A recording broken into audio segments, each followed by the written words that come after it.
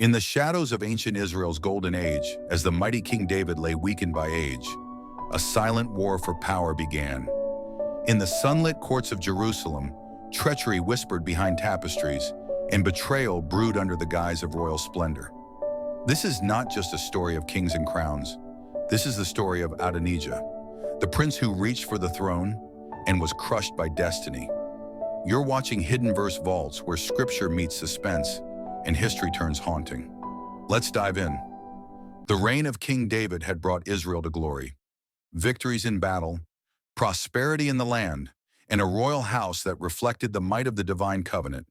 Yet as David aged, the once vibrant king found himself weakened, his body frail, his voice soft, his presence absent from the public eye. Inside the palace walls, silence reigned, but not peace. David had many sons. His firstborn, Amnon, was dead, killed by his half-brother Absalom for a vile crime. Absalom himself had tried to usurp the throne, launching a bloody civil war, only to be slain hanging by his hair in a tree. Now, with two heirs gone and the crown resting uneasily on a tired old man's head, the royal line seemed vulnerable. And Adonijah, David's fourth son, saw his moment. Adonijah was strikingly handsome, commanding in presence, and charismatic, much like Absalom before him. Born to David and his wife Haggith, Adonijah had long believed that he was next in line. After all, he was now the eldest surviving son. But David had other plans.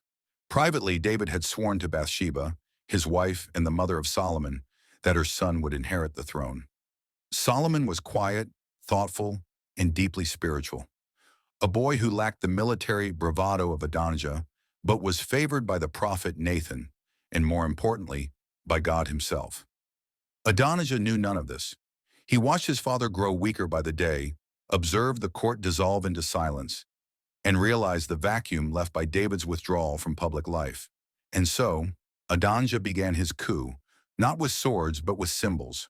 He acquired chariots, horsemen, and 50 men to run before him, an unmistakable display of power.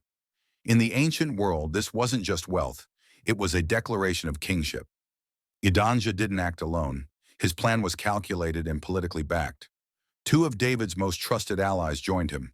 Joab, the hardened commander of the army, whose loyalty had grown increasingly pragmatic. Abiathar the priest, who had stood by David through war and exile. Their support gave Adonijah legitimacy. If the military and religious institutions stood with him, the people would follow. But there were key figures who remained loyal to David.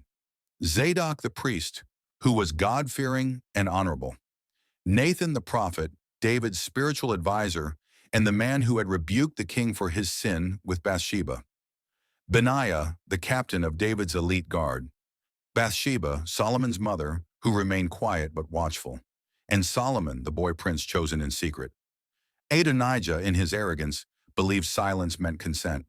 With Joab and Abiathar by his side, Adonijah made his move. He hosted a royal feast near the spring of En Rogel, a strategic location just outside Jerusalem. There, he invited all his brothers, except Solomon. He summoned court officials, military commanders, and religious leaders. But he notably excluded Nathan, Zadok, and Benaiah. And most significantly, he did not invite King David. At the feast, animals were sacrificed, songs were sung, and the people hailed, "Long live King Adonijah." It was a coronation in all but name. To the public, the transition of power seemed complete. But within the palace, word traveled quickly. Nathan the prophet, upon hearing the news, moved swiftly.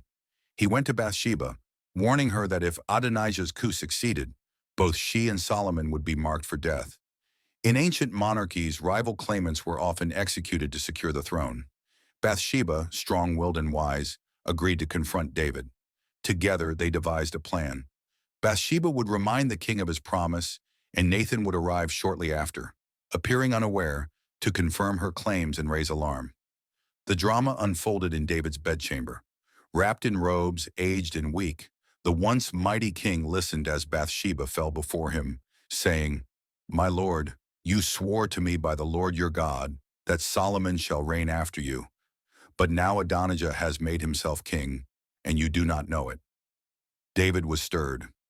Moments later, Nathan arrived, saying, "Have you said Adonijah shall reign, for he has sacrificed oxen and sheep and invited the commanders, but not Solomon, your servant. If this is your will, why have you not told us?" The old king's eyes, dim with age, lit with fire. David rose to act. He summoned Zadok the priest, Nathan the prophet, and Benaiah the warrior. Before them, he issued a royal decree: "Take Solomon, my son, and set him on my own mule.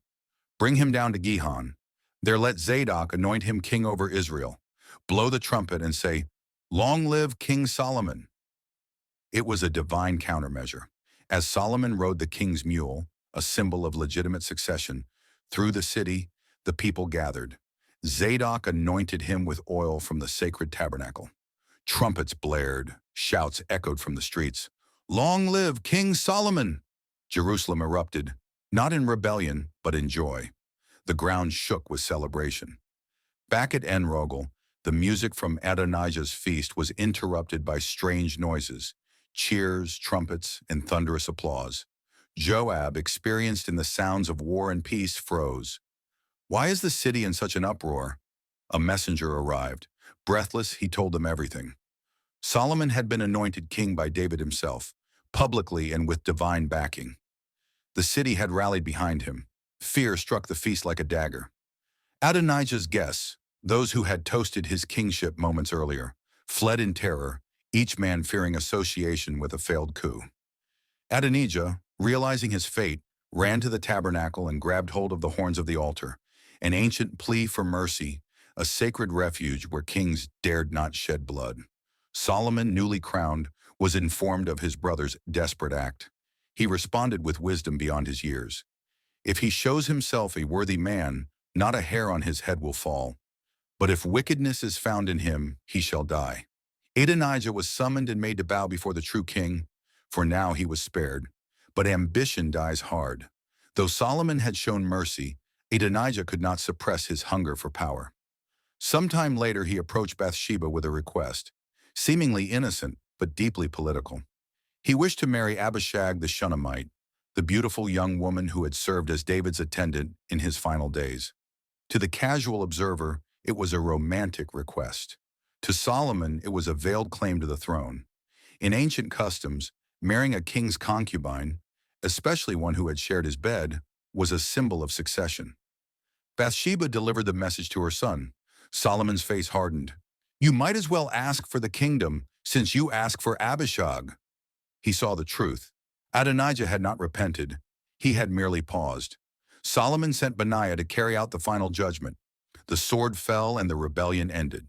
And so ended the tale of Adonijah, the prince who reached for a crown that was never his, only to be consumed by the very ambition that fueled him. Was he a power-hungry opportunist, or a son cheated out of a destiny he believed was rightfully his? One thing remains clear. In the kingdom of Israel, the line between divine will and deadly politics was razor thin. But what do you think? Was Solomon justified in executing his brother? Or was this a tragedy of royal rivalry taken too far? If you crave more forgotten histories, ancient betrayals, and chilling truths buried in sacred texts, you're in the right place. Subscribe to Hidden Verse Vaults, where faith and fear walk hand in hand, and the past is darker than you remember.